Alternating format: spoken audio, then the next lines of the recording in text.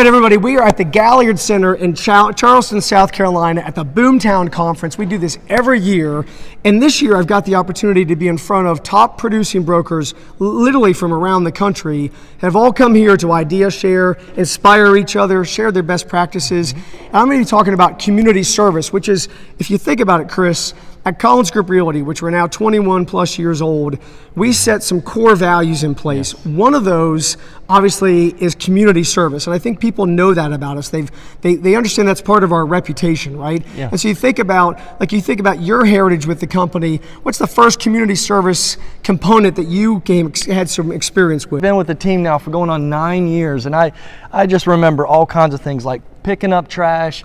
I think about the trucks that we lend out to the community. Yeah. I think about all the things that we invest into the community, and I think it's so exciting to be able to share that with other agents across the country. Well, I'm excited to talk about it too. And as we put this together, this talk, and I started lining everything up about, gosh, what do we do? And I think back, gosh, 20 years ago we bought our first truck, like you said. Now we got 2 trucks. Right. Local nonprofit, dozens and dozens of local nonprofit organizations use this for free. They just put gas back in it, and sometimes they write us a nice review and that sort of thing. There's no out-of-pocket cost for them, and then we have clients, of course, that use the trucks as well. So these trucks are basically rolling out on the road pretty much every 3rd or 4th day of the week. They are out there constantly throughout the course of the year. And they're picking up food. Deep Well is using them, collecting in neighborhoods. We're going to all communities and things like that. We just have so many neat things and neat ideas as far as investing in the community that we really want to share with other agents out there. 100%.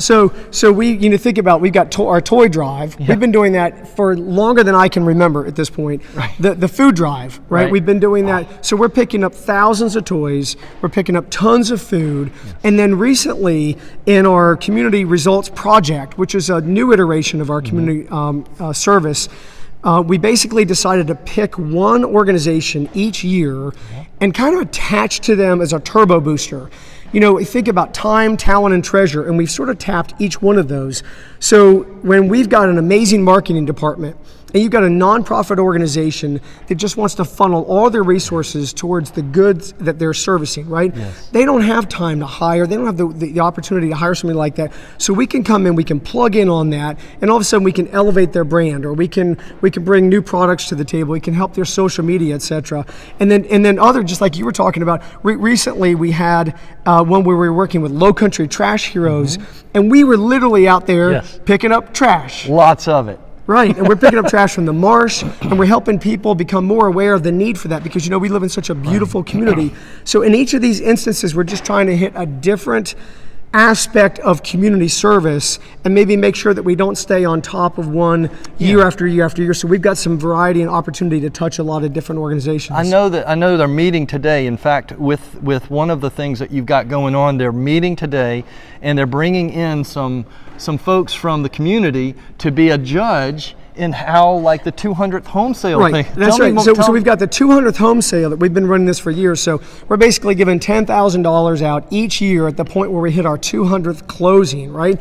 And through the last few years, people have been competing on that effectively through a voting campaign. All right. So there's a nomination period and then a voting period. And some of the bigger organizations that have a broader field of voters are sitting there, and they got more votes, right? So year upon year, we started getting some of the same winners on that, which is great, but we always want to spread the love out. So we had our marketing department had this great idea, and they basically said, what if we had people write grants? Like, they're all 501c3 nonprofit organizations.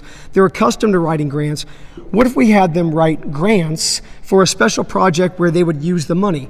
But here's the challenging thing I said to our marketing department. I said, I don't want to be the one that chooses, right? So we went to our Client for Life group, all folks that have worked with the Collins Group over these last 20 years, and said, hey, raise your hand if you have any experience in reviewing grants, if you have any experience in evaluating them and awarding them, let us know. Well, we all of a sudden, we sent the email, and within hours we had I think a dozen or 15 Clients for Life that actually are meeting today over a long extended lunch meeting at the office.